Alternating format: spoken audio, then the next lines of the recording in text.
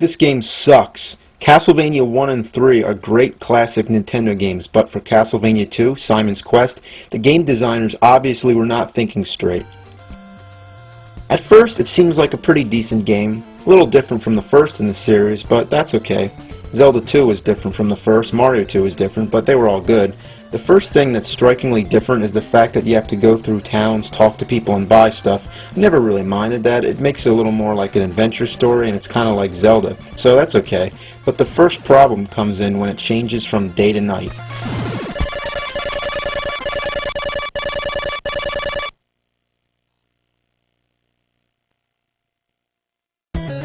Why does this need to happen so often, like every 5 minutes? Why does it take so long? Nobody feels like sitting through this every time. How would you like it if you were playing a game and then every 5 minutes I came over and paused it, then counted 10 tedious seconds and then let you continue to play the game? Now, I mean, why did they think that that would be a good idea and interrupt the gameplay? Did they think it would be more realistic? I mean, in real life I don't have to stop in my tracks when the sun sets and a fucking box doesn't pop up in the air. I mean, this is one of the most annoying features in any game ever. What's the point? Yeah, I mean, the monsters are stronger at night and the stores are closed, but why is that necessary and why does the game have to stop? It's fucking retarded. And why do you have to die when you fall in the water? That's the stupidest thing I've ever seen. This guy can go all over fighting hordes of evil monsters, but he can't even fucking swim?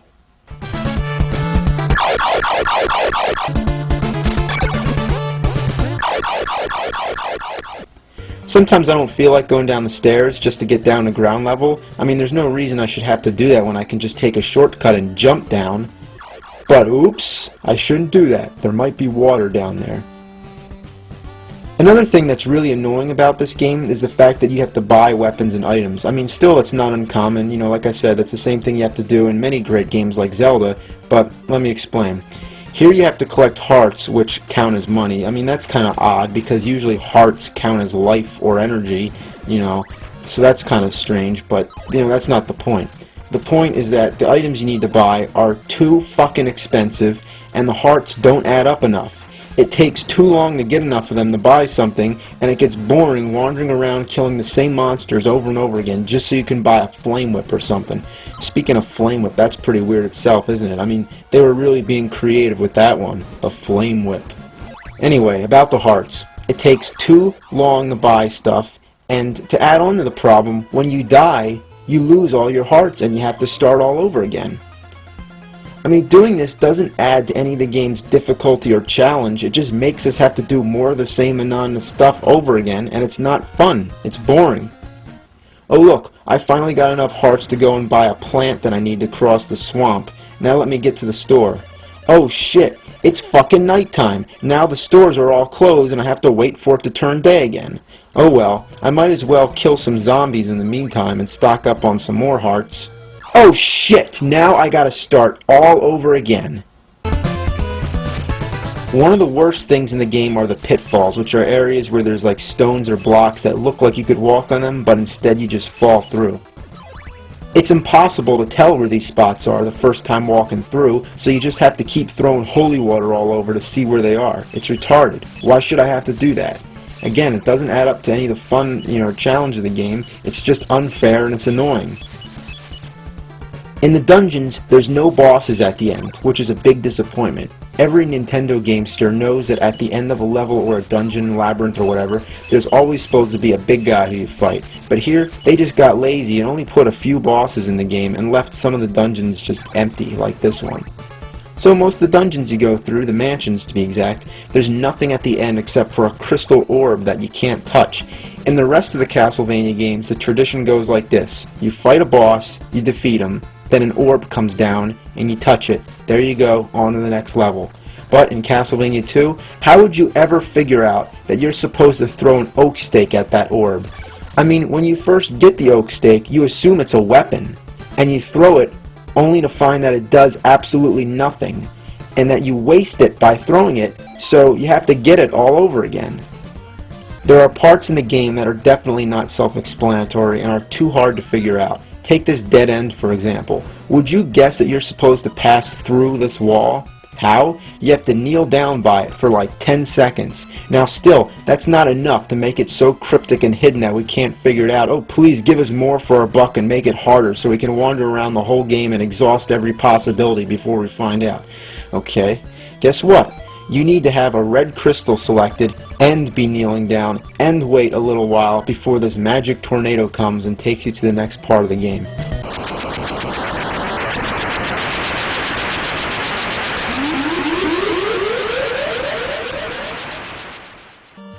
Most of the townspeople have things to say which aren't important at all, so why do you have to read them? Here in the dungeons, there's books that you may find which actually give you clues about things in the game that you may need to know about. But when I find these books half the time, it's by accident, so I may hit the button and cancel it out, which means that I don't even get to read it and I don't have a second chance.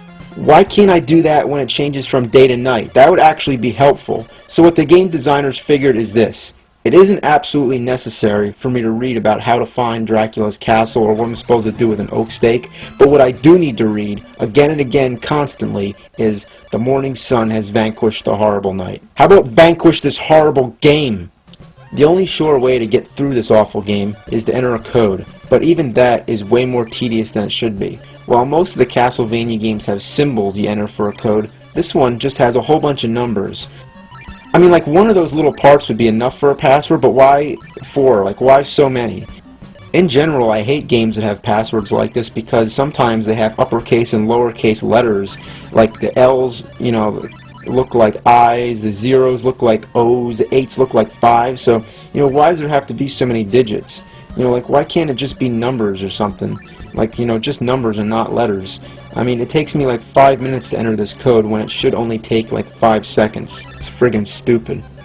Okay, so say we enter the code and we go to Dracula's castle. You'll be pretty disappointed how anticlimactic this game is. It isn't even worth putting in a code, let alone playing the whole game all the way through, which if you did, I feel bad for you. I mean, first of all, there's no enemies in Dracula's castle. You just walk all the way through, and the only obstacles are just like going up and down steps, which won't hurt you, and they aren't challenging either. They're just tedious. I mean, what the hell is the point of going through the castle if there's nobody to fight? Did the game designers just like run out of time or something? So then you get up to Dracula, and guess what? He doesn't look anything like Dracula. Instead, he looks like a Grim Reaper, and he throws sickles. I mean, did the people who made this game even know what Dracula is? He's a fucking vampire. Alright, on top of everything, Dracula's way too easy. Check this out. This is a trick that I discovered myself, and so could you without the help of any strategy guide.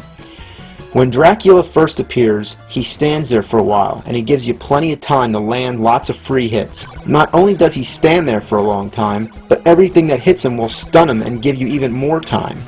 Naturally, you'll probably be using the flames because it's one of the most effective weapons in the game, but using it against Dracula, it makes it simply impossible for him to even do anything. He has no chance. The second you start throwing that shit at him, you've already won. I mean, why is it that easy? Did they even test this shitty game out before they released it? What a piece of shit. I mean, I feel horrible that I had to play this game in order to make this video, but I did it to demonstrate its dreadfulness, and I forced myself to play it just so that you don't have to. So you should thank me for telling you to stay away from this horrible, steaming pile of goat shit. I mean, I know it's useless complaining about a game that was made back in the late 80s or earlier 90s or whatever, but it just blows my mind how fucking horrible it is. I mean, it's consistently annoying. Why? Why is it so bad? If all these problems were changed, then we'd have a great trilogy of classic Castlevania games, but history is history, and we might as well try to count Castlevania 3 as, you know, the second in the series, and leave this awful piece of horseshit alone, as it stands today as one of the biggest fuck-ups of all time. Thank you for listening. Good night. The ending sucks too.